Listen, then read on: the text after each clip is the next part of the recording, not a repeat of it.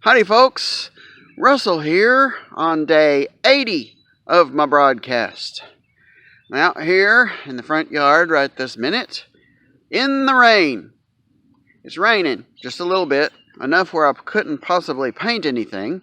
So, here about this afternoon, after I've done my running around and gone to see my dad and various other father type people around the area, I am back at home where I cooked a lovely supper for myself, and now I'm fixing to go do some crafting, hopefully.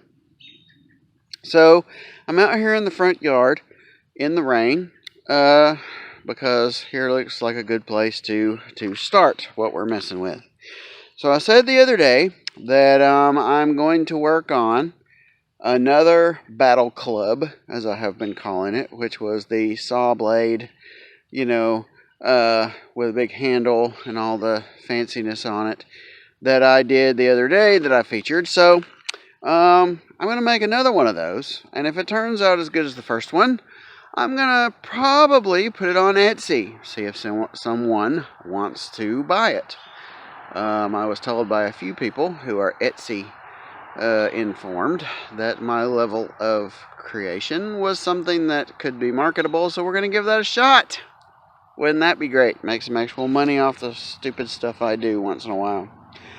So, I started last night on what I'm doing, and so far I have this. So, right here, I have the handle that it's going to be. Now, this is a hardwood handle. It's from a broken handle from a bush hook. Now, those of you that don't know what a bush hook is, that's a gardening implement, a real one they sell, which looks more like a medieval weapon than just about any, gardening implement you're going to see. Big long handle, big curved blade, it's a little unwieldy for anything besides trees, but, there we are. So some people that I loaned my bush hook to left it out in the rain, and the handle got wet and it messed up. So here's the rest of it that's no longer connected to a hook. Now I cut through two processes. I cut a groove down through there. I had to use the bandsaw and a hand saw to make it wide enough in the right place I wanted it to be. Drilled a few holes. I've got 3 right there. And that's going to be the start of that.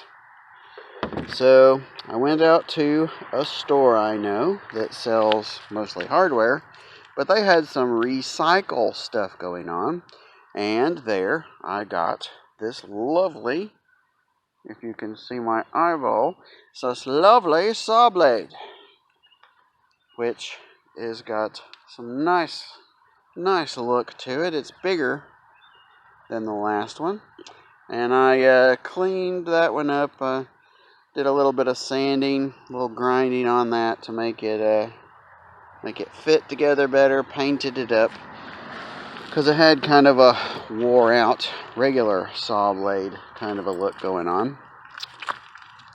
And lastly, but most certainly not leastly, I went to the store this morning on Father's Day and bought this bolt. Now, as you can see, that's a pretty hefty bolt.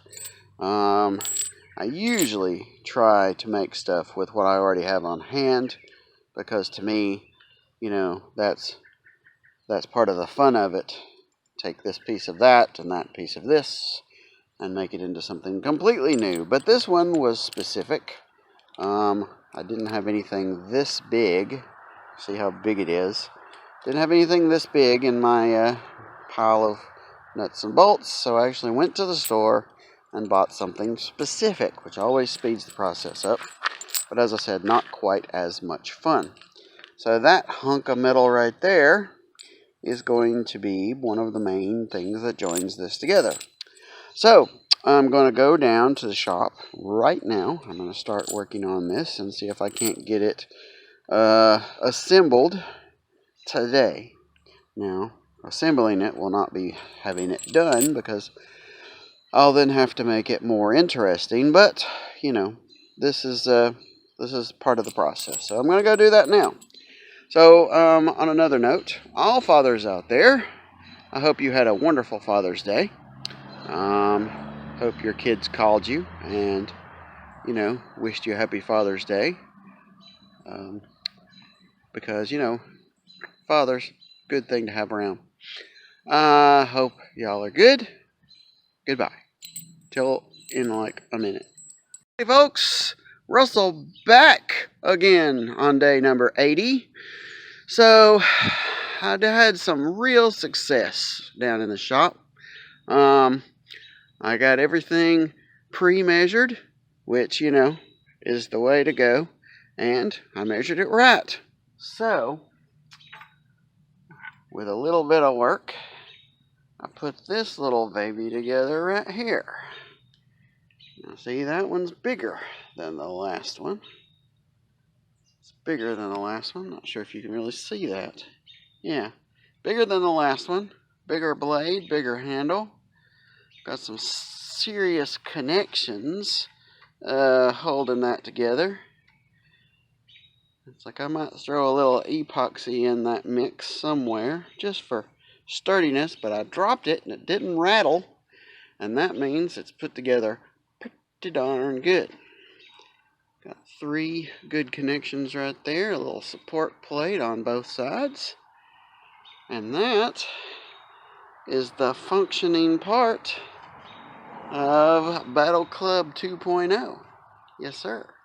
So now I am putting together some more lace.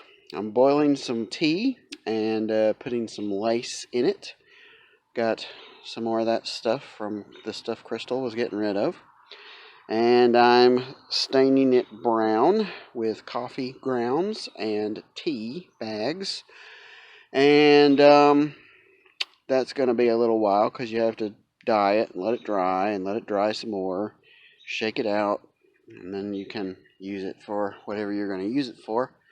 So I'm going to come back either today or tomorrow, and I'm going to put me some walnut stain on here that's going to fill in some of these marks that are on here. It'll give it that weathered, dirty kind of look, without it actually being dirty.